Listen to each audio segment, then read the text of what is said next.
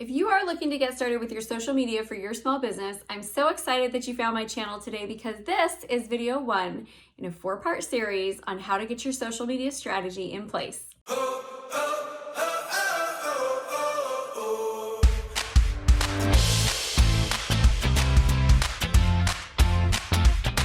Hey, I'm Amy Walker, Client Acquisition Specialist, speaker, and author.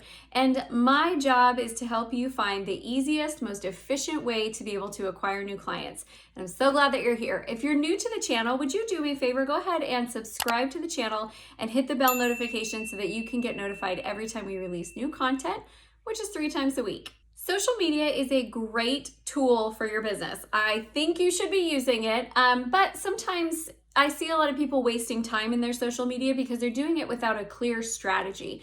So we're going to break down this getting started process into 4 pieces.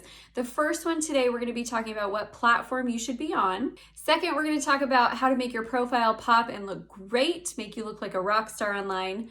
Third, we're going to talk about your content creation strategy. And then in video number 4, we're going to talk about how to use social media for actual lead generation. But let's jump into topic number 1 because this is a big one. This is what platform should you be on for your business, and how do you know which one is right for you? Before we jump into the 8 different platforms we're going to talk about today, I want to share with you a couple questions you should be asking yourself before you jump in. So number 1 question is, where are your ideal clients? If you don't know who your ideal clients are, you're not ready to pick a platform. Once you know who you want to work with, then you go where they go. The second thing to look at is what type of content do you like to create? Do you like to write? Do you like to speak? Do you like to have pictures? Because the type of content that you like to produce is also going to make a difference in terms of what platform you end up on. The third thing that I would ask yourself is, how frequently are you willing to produce content? Because some platforms require more content than others. Their algorithm wants a lot of consistency, they want a lot of volume, and they want more work going into the content. And others are just kind of like, hey, you're here, we're so glad you're here. Let's hang out with whatever you want to bring to the party. So it's important to understand yourself and what you're willing to put into your social media as you're selecting your platforms. Before we jump into each individual platform, there's one other thing I want to tell you, which is you don't have to be on all of them. And you don't have to just pick one. It's really up to you to determine your strategy. I do recommend that you have a presence on all of them, like set up an account in case someone goes to look you up, that they can see and find you there. But you don't have to be actively creating content on each platform. You can pick which one works best for you, or you can pick a couple. So I tend to do Facebook, I tend to do YouTube, and I tend to do LinkedIn. And then I'm on Instagram, but Instagram is honestly like a lot of me and my family and kids and just life stuff.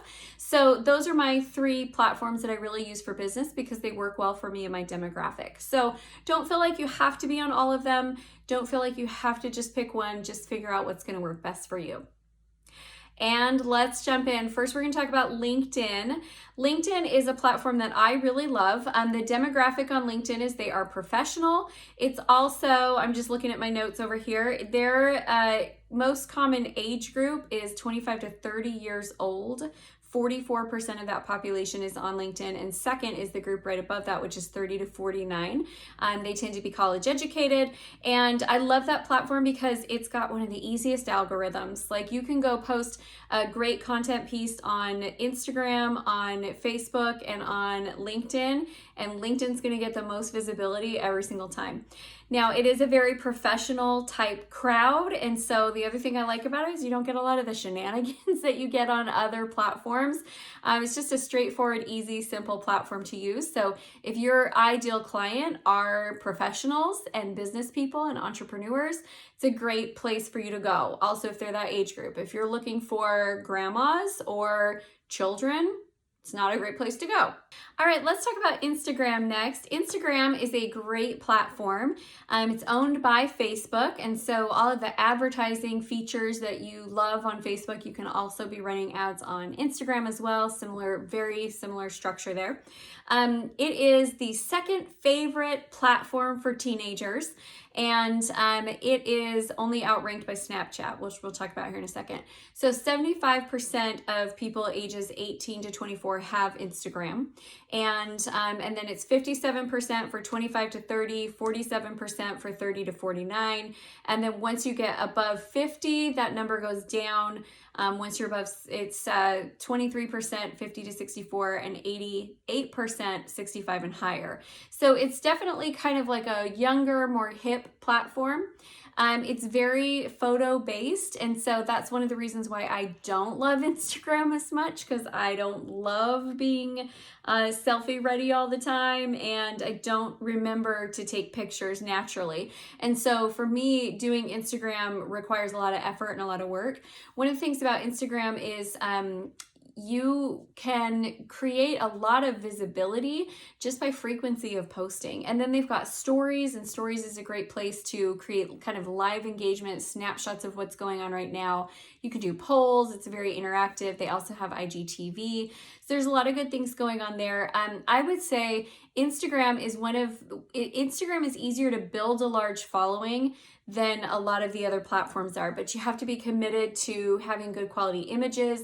You've got to be committed to engagement on Instagram, because that's really what their platform is favoring, is engagement right now. So if you're going to be posting and not planning to go on and have conversations with people, it's probably not the best place for you to put your content. But if you're going to be posting and then you're going to be going in and engaging and talking with people, then it can be a really great option for you. All right, let's look at Facebook next. Facebook is the monster beast. Like, everybody's on Facebook. So it has the highest percentage of people that have an account on Facebook than any of the other platforms.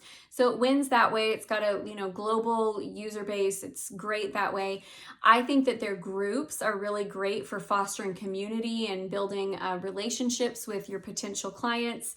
It is really also one that even like the teenagers, 51% of kids ages 13 to 17 have Facebook. Doesn't mean they're using Facebook, but they have it.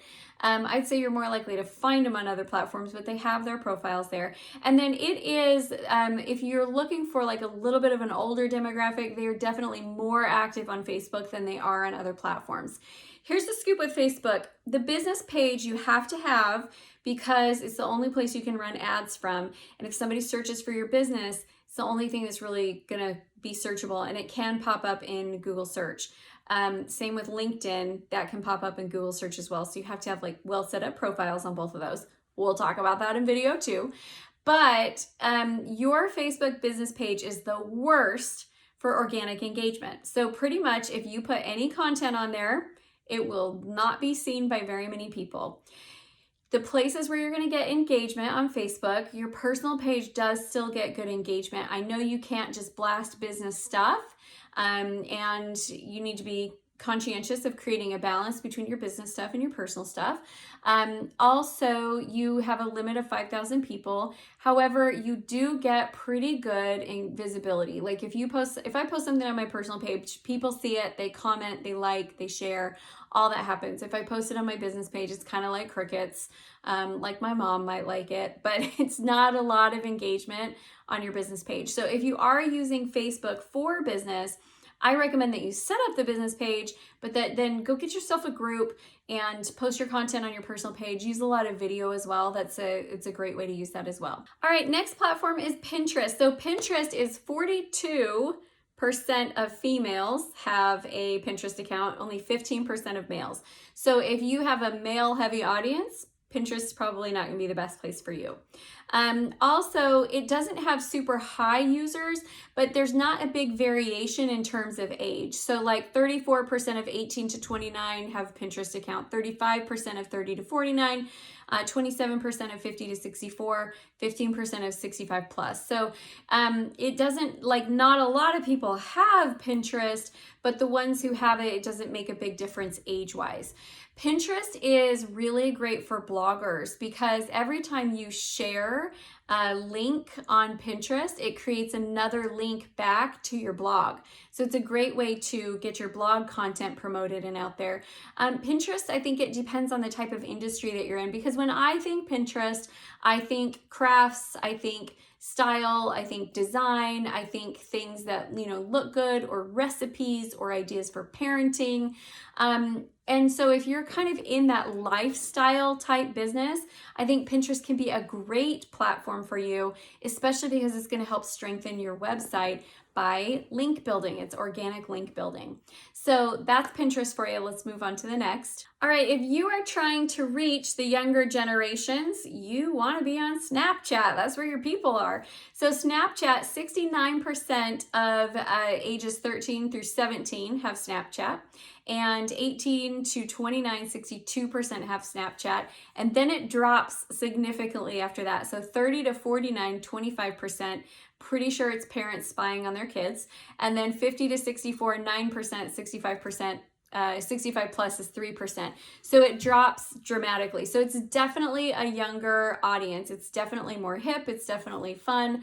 And if that's who you're looking for, that's a great place for you to be. It's also rated by teens, their favorite platform. So again, younger audience, Snapchat is great.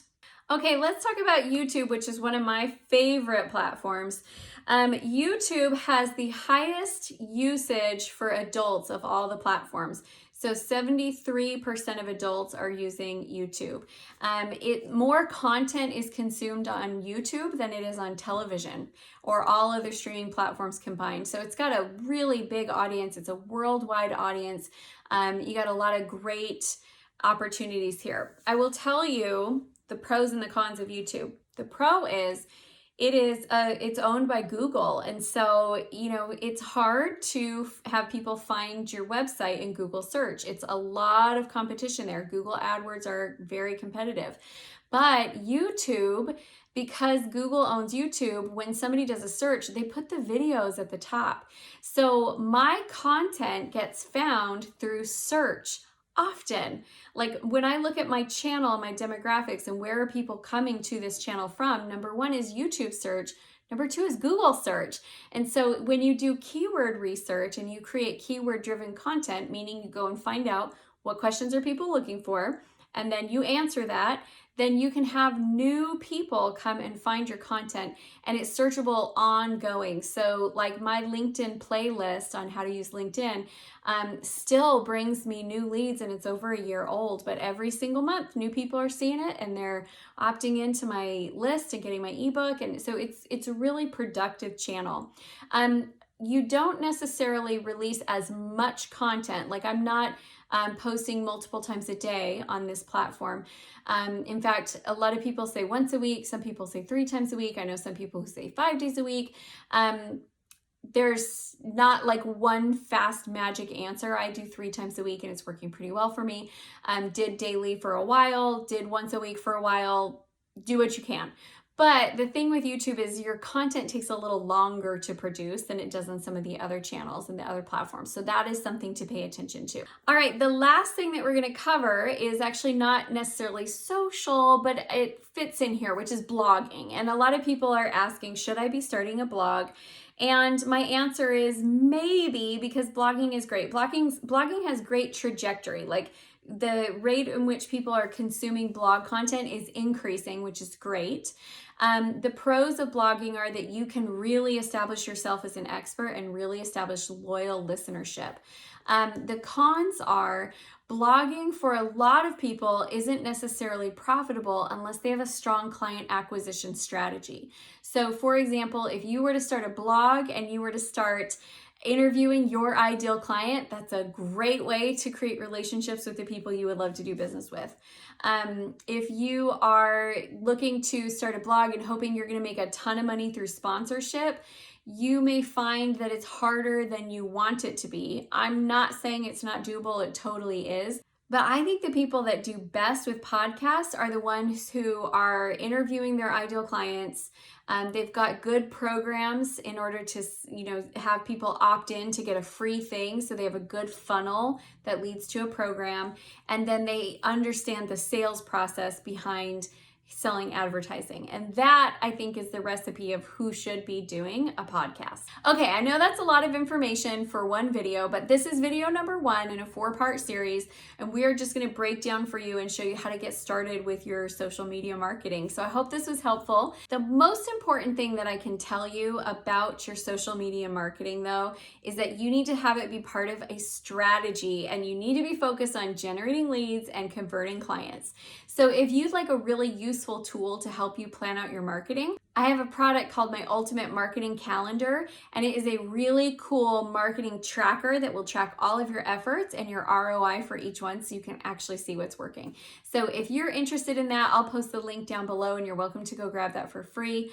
If you'd like to be part of a community of like-minded entrepreneurs, head on over to our private Facebook group, the CEO Spot. It's a great place to get connected and ask questions, and I post just lots of great content and do some live videos in there as well. So we'd love to have you.